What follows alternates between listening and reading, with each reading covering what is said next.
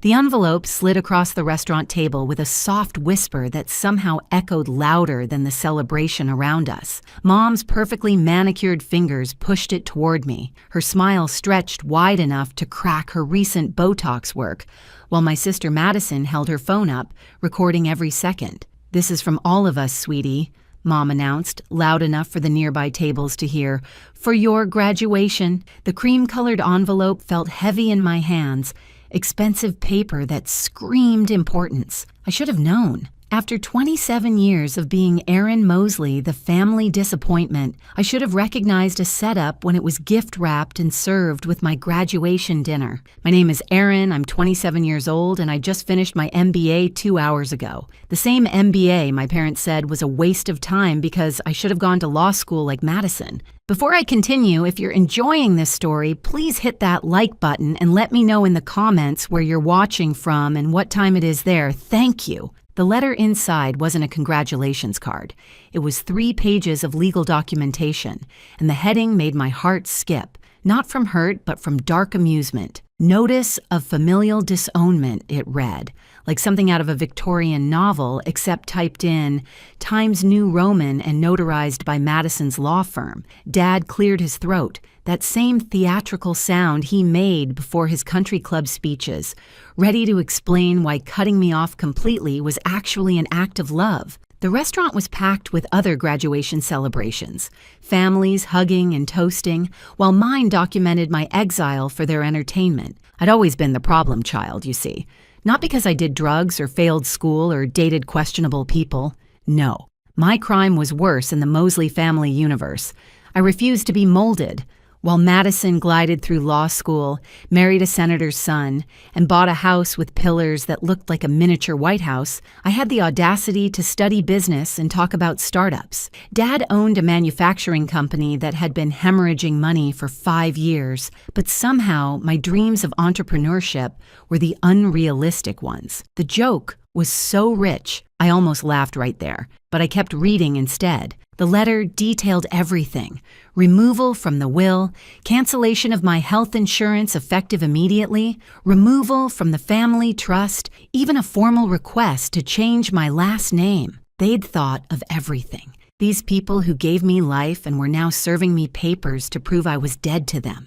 The reason buried in paragraph 2 was beautiful in its pettiness: failure to contribute to the family legacy and pursuit of unrealistic endeavors despite repeated guidance. Translation: I wouldn't work for free at Dad's failing company or marry the boring pharmaceutical rep Mom kept inviting to dinner. Madison zoomed her camera closer, probably hoping to catch tears. She'd been planning this, I realized, recognizing her big scoop face from when she'd exposed my diary to the entire family at Thanksgiving 15 years ago. Some people never grow out of their mean girl phase. They just get law degrees and call it advocacy. Dad was warming up now, his voice carrying across the dining room as he explained to me, and apparently everyone within earshot, about tough love and building character. Mom nodded along, though her frozen forehead couldn't quite express the concern she was attempting. Other diners were starting to stare, some with horror, others with that uncomfortable fascination people get when witnessing a car crash in slow motion. The funny thing about being disowned publicly is that it clarifies everything instantly. Every birthday they forgot, every achievement they diminished, every backhanded compliment wrapped in concern. It all made sense now. I wasn't their daughter. I was their project. And projects that don't turn out as planned get scrapped. The waiter approached with our entrees, took one look at the scene, and reversed course like he'd stumbled into a crime scene smart man. Dad's speech reached its crescendo. Something about eagles pushing their young from nests, which might have been inspiring if eagles actually did that, and if he hadn't been reading from note cards. Madison prepared. She was live streaming now, I noticed, her phone angled to catch my face while keeping hers in frame. Always the lawyer, documenting everything. The family group chat was probably blowing up with real-time commentary from aunts and uncles who'd been warned this was happening. They'd planned this for months, I realized, recognizing the signs. Mom's insistence on this specific restaurant Madison flying in from Boston despite claiming to be swamped with cases.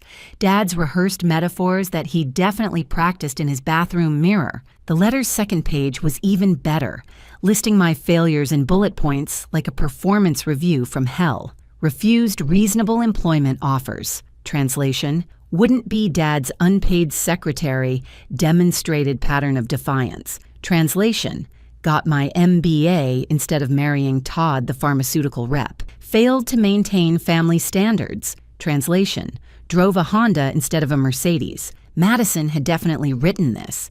She loved bullet points almost as much as she loved humiliating me. Her phone stayed steady, waiting for the breakdown, the tears, the begging she'd probably already picked out the filter for posting this later. Mom finally spoke up, her voice pitched perfectly between concern and condescension. She talked about how this was really for my own good, how struggling would build character, how they'd always love me but couldn't enable me anymore. Enable what, exactly?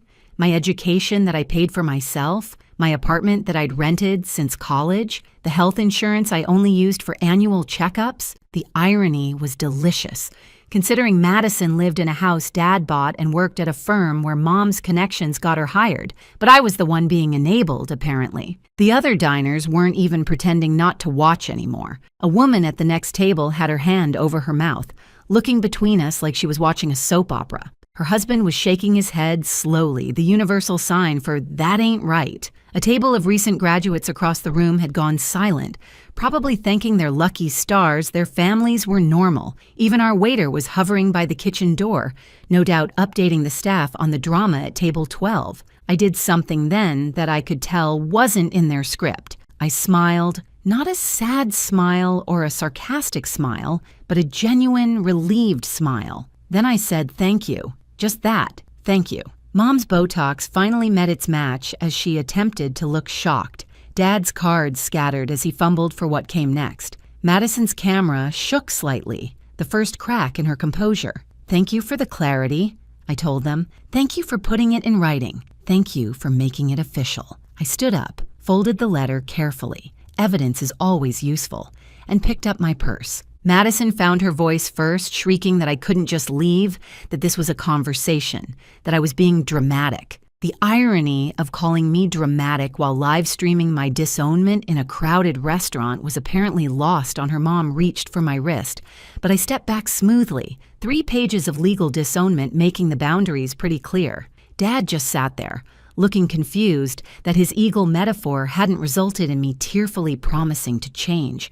I walked out of that restaurant with my head high, leaving them with the check and an audience. Behind me, I heard the murmur of shocked strangers and Madison's voice, shrill now, no longer performing but genuinely flustered that her viral moment hadn't gone as planned. My phone buzzed before I even reached my car. The family group chat was exploding, but I didn't look. My roommate Sarah had sent a single text. How bad was dinner? I texted back, got disowned officially with paperwork. Her response came instantly. Your family makes reality TV look boring. Wine is ready. The secret I'd kept for 3 years felt lighter now that I had no family to hide it from. My startup, tucked away under registrations that said E. Montgomery Enterprises, had been my real baby while my family thought I was playing around with little business ideas. The name came from my grandmother's maiden name, Eleanor Montgomery, the only Mosley who ever believed in me. She died 4 years ago, but not before pulling me aside at what would be her last Christmas and whispering that the family money wasn't worth the family chains. She'd also mentioned something about her will that made Mom nervous, but lawyers said nothing could be done about ironclad provisions written by a woman who'd outlived 2 husbands and knew her way around legal documents. Sarah poured wine while I told her everything, her reactions ranging from gasps to laughter to offerings to slash their tires, which I declined but appreciated. She'd been there through all of it. Every time Mom called my dreams cute. Every time Dad offered me receptionist work like he was doing me a favor. Every time Madison posted her perfect life on Instagram with captions about being blessed with success. Sarah knew about the startup too, had watched me code until 4 a.m., attended every failed pitch, celebrated every small victory. She was the sister I chose, worth a dozen Madisons. My phone rang, and the caller ID made me smile. My business partner, Arthur Chen, former IBM executive who'd retired early and decided to mentor hungry entrepreneurs instead of playing golf. He had urgent news, he said, the kind that required champagne, not wine. We'd been selected as preferred vendors for a major software contract, the kind that could transform us from startup to legitimate company. The client was being cagey about their identity, but they needed our exact solution for supply chain management. Arthur was practically giggling, which, from a 60-year-old man who'd seen everything in tech, was either concerning or amazing. The twist that made me laugh until Sarah thought I'd lost it? The anonymous client desperately seeking our software was in manufacturing, specifically in the exact industry where Dad's company was drowning. They'd reach out to us soon, Arthur said, probably within days. They needed us more than we needed them, a position I'd dreamed about but never expected. The universe, it seemed, had a sense of humor about timing. But the revelation that really stopped me cold came from an unexpected source. My mom's former best friend, Linda, who'd been cut off years ago for questioning family decisions. She DM'd me on Instagram with receipts I never knew existed, screenshots from 5 years ago, emails between my parents about sabotaging my Stanford Business School application. They'd called the admissions office, claiming I had mental health issues that would make me unsuitable for the program. Only a last-minute letter from my undergraduate advisor had saved my acceptance. They'd been trying to clip my wings long before tonight's public execution. Linda had more, evidence of them trying to get me fired from my internship by calling my boss with concerns, attempts to access my bank accounts for monitoring, even a private investigator report they'd commissioned to find dirt on my business activities. The joke was on them. The investigator found nothing because I'd been careful, keeping everything under Montgomery Enterprises, paying my taxes, building legitimately. My family had spent more money trying to stop me than they'd ever spent supporting me. If you're still listening to this story, please take a second to subscribe and hit that like button. Your support helps me share these stories, and honestly, knowing you're out there listening means everything. Thank you so much. The plan formed itself like code writing itself, elegant, efficient, and inevitable. Dad's company, Mosley Manufacturing, was bleeding clients because their supply chain system belonged in a museum they'd refused to modernize for 20 years, and now they were scrambling. Arthur confirmed what I suspected. They were our anonymous client, desperate enough to pay premium prices for immediate implementation.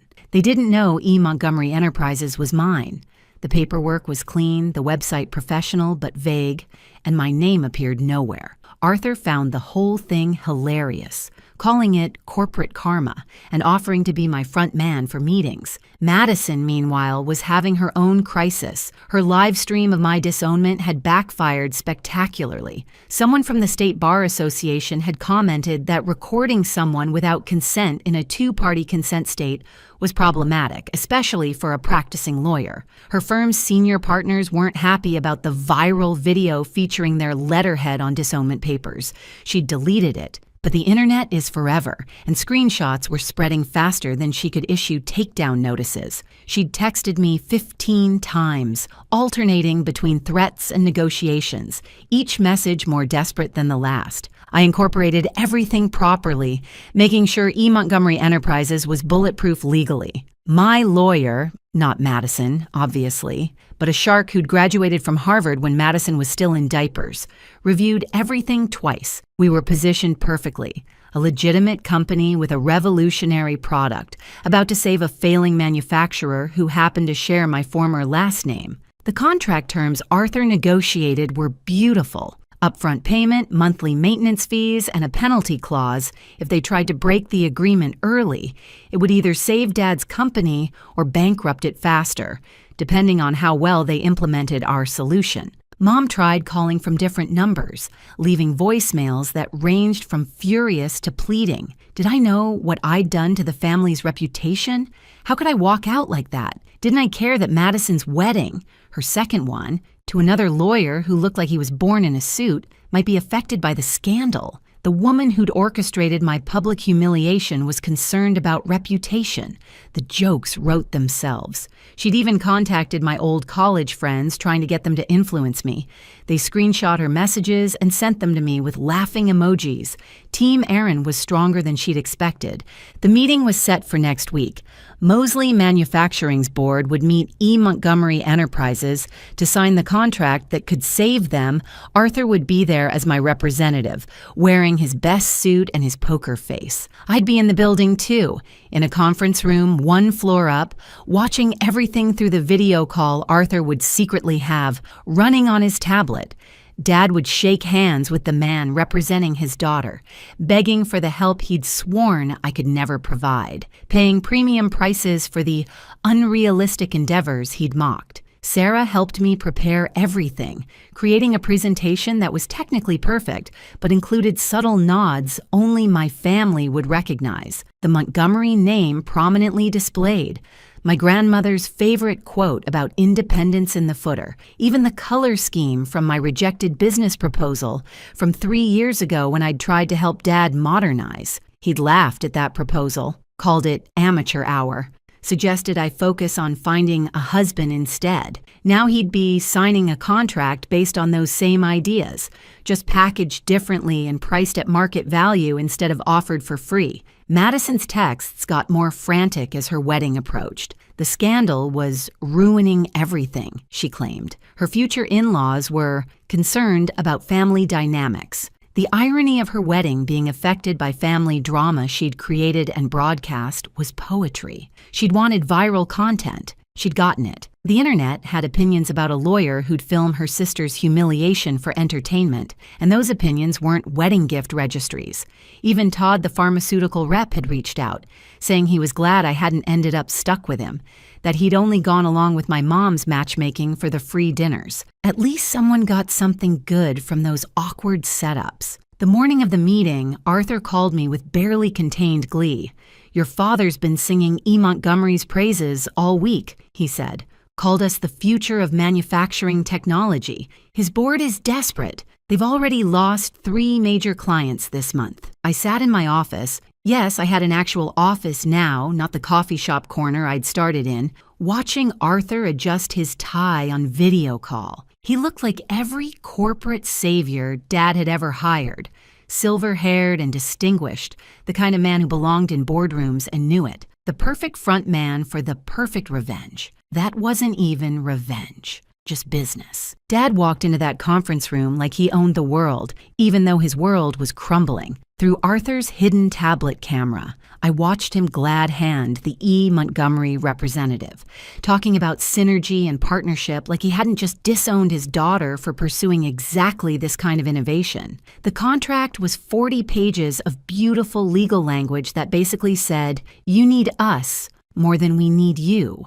And the price reflects that Dad didn't even flinch at the numbers. When you're drowning, you don't negotiate with the life preserver. Madison's professional world was imploding in real time. The state bar investigation had officially begun, and her firm had placed her on administrative leave pending review. Her big wedding was in 2 weeks, and vendors were mysteriously becoming unavailable as news spread through the social circles Mom had cultivated for decades. Turned out that publicly disowning your daughter was considered gauche, even among people who thought fish forks were a personality trait. Madison had texted me that morning, "You're ruining my life." I'd responded with a screenshot of her live stream titled Family Accountability Moment, with 2 million views and counting. The meeting was going perfectly. Arthur presented our software solutions with the passion of a man who'd spent 40 years in tech and finally found something revolutionary. Dad's board members were nodding, desperate for anything that could stop the hemorrhaging. Then came the moment I'd been waiting for. Dad asked about the owner wanting to meet the genius behind E. Montgomery Enterprises. Arthur smiled, said the owner preferred to remain private but sent their regards and looked forward to a profitable relationship. Dad actually said, and I recorded this, "I wish my daughter had half this person's business sense, but some people are born for greatness. Others just dream about it." Mom had started showing up at my apartment building, waiting in the lobby until security escorted her out. She'd lost 15 pounds and her Botox was wearing off, revealing worry lines I'd never seen before. The society pages had stopped featuring her, and her book club had politely suggested she take a sabbatical after the video went viral. She'd gone from queen bee to pariah in 3 weeks, a fall from grace that would have been sad if she hadn't orchestrated my fall first. She'd left a note under my door, "Family forgives." I'd left it in the recycling bin where it belonged. The contract signing was beautiful. Dad's signature on documents that would save his company but cost him everything he'd refused to give me freely: respect, money, and acknowledgement of value. Arthur shook hands, promised implementation within 30 days, and walked out with a check that would fund my company for the next 2 years. Dad called his golf buddies from the conference room, bragging about the deal he'd just made with the most brilliant tech mind he'd ever encountered. If only he knew that brilliant mind had lived in his house for 18 years, begging for a chance to prove herself. That afternoon, another piece fell into place. My grandmother's lawyer called, the one who'd been instructed to wait until a specific condition was met. The condition? Me being formally disowned by my parents? Grandma Eleanor had updated her will 6 months before she died, after overhearing my parents discussing how to keep me dependent. She'd left everything to me, not just money, but the family home my parents lived in, claiming they were caretakers when they actually had no ownership. The house they'd been mortgaging to keep Dad's business afloat, they didn't own it. I did. Or I would, as soon as the lawyer filed the paperwork making the disownment official.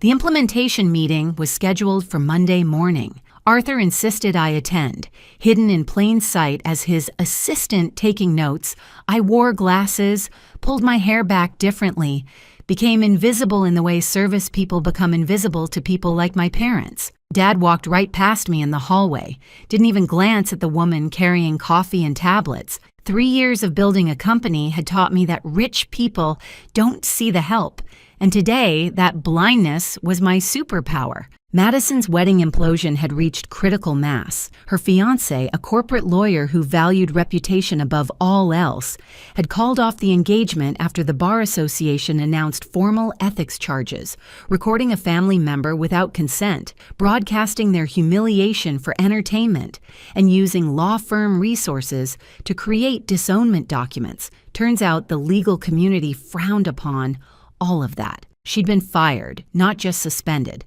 and her license was under review. She'd texted me 300 times, each message more unhinged than the last, blaming me for playing victim when she was the one who'd pressed record. The reveal happened in the most boring, beautiful way possible. Dad was praising the software to his board, demonstrating how it had already improved efficiency by 30% in trial runs. He mentioned wanting to meet the owner again, to thank them personally for saving his legacy. Arthur, my beautiful theatrical partner, couldn't resist. "She's actually here today," he said casually. She wanted to see the implementation personally. Dad's face lit up like Christmas, ready to charm and network. Then I stood up from the corner where I'd been typing notes, removed my glasses, and smiled. "Hello, Dad." The silence was so complete you could hear the air conditioning humming. Dad's face went through the entire spectrum of emotions: confusion, recognition, denial, anger, and finally a dawning horror as he understood his board members looked between us, putting pieces together, remembering the viral video several had seen and discussed. One board member, a woman who'd always seemed sharp, actually started laughing. "The daughter you said had no business sense?" she asked. "This is delicious." Mom had been CC'd on the email Arthur sent after the meeting, explaining the ownership structure of E. Montgomery Enterprises and mentioning that the building they were sitting in, my building now, would be handling all future meetings. She called 17 times in 5 minutes. I didn't answer, but I did text her a photo of the contract with Dad's signature, right below a clause stating that any attempt to break the agreement would result in immediate forfeiture of all software rights and triple damages. They couldn't afford to break that clause. They couldn't afford to even think about breaking it. The grandmother's will revelation happened that afternoon, delivered by her lawyer to my parents' home, my home technically, while they were still reeling from the morning's reveal. The doorbell camera I'd had installed, I owned the house after all, captured Mom's face as she read the eviction notice. 30 days to vacate the house she'd hosted charity galas in, the house she'd bragged about to her society friends, the house she thought she owned. It was mine, had been mine the moment they'd signed those disownment papers. Grandma Eleanor had played a long game, and I was the winning move. Madison showed up at my office that evening, mascara streaking her face in very unlawyerly streams. Security called up, but I let her in. Sometimes you need to see the breakdown to believe it's real. She sat across from my desk, my actual executive desk in my actual CEO office, and tried to negotiate. She'd forgive me, she said, if I dropped the bar complaint. I hadn't filed one. Her live stream had done that itself. She'd let me back in the family if I saved Dad's company for free. She'd even apologize publicly if I gave her a job. The delusion was so complete I almost felt bad for her. Almost. 3 months later, the karma had compounded interest better than any investment portfolio. Dad's company survived barely, but the contract terms meant 60% of his profit went to software licensing and maintenance. He was essentially working for me, though he'd never admit it. He'd tried to break the contract once, shopping around for cheaper alternatives. The penalty clause hit so hard his board almost removed him as CEO. He'd aged 10 years in 3 months, the kind of aging that comes from realizing you've bet against the wrong horse, and the race is already over. Madison's fall was complete. Disbarred, unemployed, and socially radioactive, she'd moved back in with our parents just as they were being evicted from the house. The three of them rented a 2-bedroom apartment in the same complex where I'd lived during college, the one Mom had called depressing. When she'd visited once and never returned, Madison worked at a department store now, selling designer handbags she could no longer afford. A customer recognized her last week from the viral video and asked for a selfie with the worst sister on the internet. She'd called me crying I didn't answer. Mom's society friends had completely abandoned her. Turns out that publicly disowning your successful daughter was worse than any scandal they could imagine. The book club formally expelled her after she tried to spin the story as tough love gone wrong. Her charity committees removed her name from letterheads. The country club revoked her membership after the dues check bounced. She'd started a blog about redemption and family healing that had 12 followers, most of them bots. Her Botox had completely worn off, revealing a face that had forgotten how to smile genuinely, if it ever knew how. The business journals picked up the story when our company went public. From disowned to IPO, the E. Montgomery success story ran in Forbes, featuring a photo of me ringing the opening bell at the New York Stock Exchange. The article mentioned the family connection briefly, professionally, but the internet connected the dots. Dad's LinkedIn profile disappeared overnight. Madison's Instagram went private after people started commenting contract clauses on her old family photos. Mom tried to claim credit in a Facebook post, saying she'd practiced strategic motivation. The ratios were brutal. I donated the family house to a charity that helps homeless LGBTQ youth kicked out by their families, making sure the press release mentioned it was my childhood home, recently inherited. The symbolism wasn't subtle, but subtle had never been my family's strong suit anyway. The charity renamed it Eleanor House after my grandmother, and I attended the dedication ceremony. Local news covered it. And there, in the background of one shot, was Mom watching from across the street. She looked smaller than I remembered, like disowning me had somehow diminished her too. The sweetest revenge came in the smallest moments.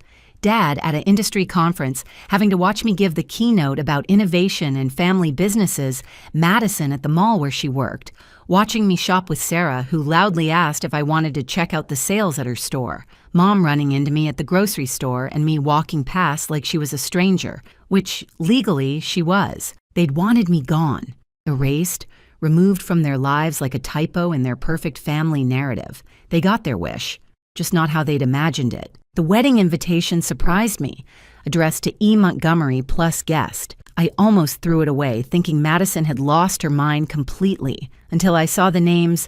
It was from James, the pharmaceutical rep Mom had tried to set me up with, marrying someone who wasn't me. The note inside made me laugh. Thanks for dodging that bullet so I could find real love. Your mom still thinks we'd have been perfect together. She RSVP'd something about a scheduling conflict. We both know why she's really not coming. I sent a nice gift and a note saying I had a business conflict, which was true. I was busy succeeding. Arthur and I were planning our next venture, something bigger, something that would make the first company look like a practice run. He'd become the grandfather I'd never had, protective and proud in ways my actual family never was. At the IPO party, he'd given a toast that made me cry, about believing in yourself when no one else does, about choosing your family, about the sweetest success being the kind nobody can take away from you.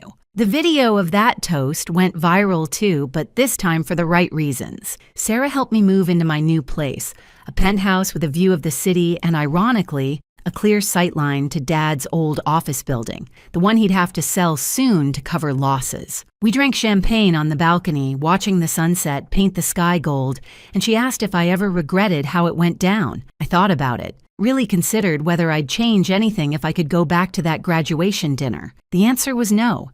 They'd given me the greatest gift possible, freedom from seeking their approval. The disownment letter, framed in my office now, was my diploma from the University of Hard Truths. Dad sent a letter last week through his lawyer, not admitting wrong, but suggesting a business reconciliation for the good of both enterprises. I had my lawyer respond that E. Montgomery Enterprises didn't engage in partnerships with companies that had shown bad faith in previous dealings. The legal language for "you made your bed" was beautifully cold. He'd have to watch his daughter's company grow while his shrunk, a gap that would only widen with time. Every success I had would be a reminder of the opportunity he'd thrown away with both hands and a notarized letter. Madison had started therapy, according to a mutual friend who felt sorry for her. Good for her, honestly. Maybe she'd figure out why she'd needed to destroy me to feel big. Maybe she'd understand that being the favorite child meant nothing when the parents weren't worth impressing. Or maybe she'd just learned to live with being the sister who went viral for all the wrong reasons. Either way, it wasn't my problem. I'd been disowned, remember? Her healing journey was as disconnected from me as everything else in that family. Mom posted old family photos on Facebook sometimes, the ones from before everything fell apart, with captions about cherishing memories and family is forever. The comments were always the same. People asking where I was, why recent photos never included me, if everything was okay. She'd delete the posts within hours, but the internet had already screenshot them. Someone had started a Reddit thread called Narcissist Parent Bingo, using her posts as examples. I didn't participate, but I did read it sometimes when I needed to remember that their behavior wasn't normal, wasn't love, wasn't my fault. 3 years after that graduation dinner, I stood in my office looking at the wall of achievements, magazine covers, award certificates, photos with business leaders who actually respected me. None of it would have happened if my family had gotten their way. I would have been a secretary in a failing company, married to someone Mom chose, living a life designed by committee. Instead, I was exactly who I'd fought to become, successful, not despite my family's rejection, but because of it. The disownment letter had been meant to break me. Instead, it had been my key to the cage I hadn't even realized I was in. The ending came not with confrontation, but with indifference. I saw Dad at a coffee shop looking tired and 10 years older, scrolling through his phone at a corner table. He saw me, started to stand, maybe to speak or apologize or negotiate. I walked past him to the counter, ordered my coffee, and left. No drama, no scene, no acknowledgement. He was a stranger who happened to share some DNA, nothing more. The barista called out my order. "Coffee for Montgomery!" I smiled, taking my cup with my chosen name on it, walking into a future that was entirely mine. They'd disowned me, but I'd claimed myself. When family shows you who they are, believe them, and then become who you're meant to be.